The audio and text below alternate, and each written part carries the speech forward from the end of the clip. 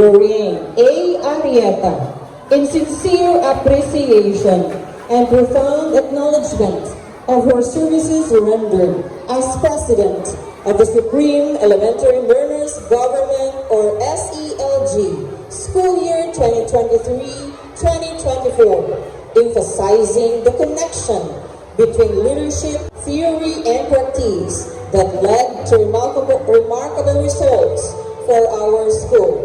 Given this 30th day of May 2024 at Calibo Pilot Elementary School, Calibo, Philippines.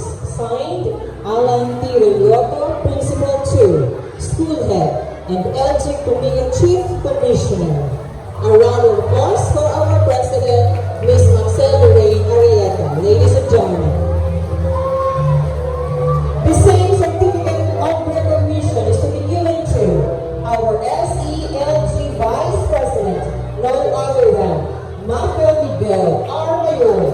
A round of applause for our Vice President of Student Body. Congratulations. The same certificate of recognition is to be given to the Secretary of our SELG School Year 2023-2024, no other than Samantha Colleen T. Salazar. Ladies and gentlemen, our Secretary. A big round of applause. Palakpakan po natin silang lahat.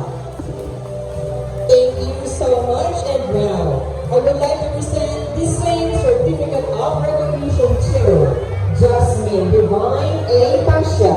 Jasmine is the treasurer of our SELG. Masigabong palakpakan para kay Jasmine Divine Pasha.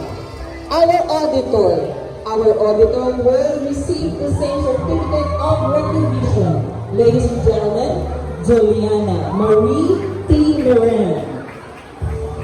Masigabong palakpakan po sa ating SELG Public Information Officer, no other than Ledge C. Leomora.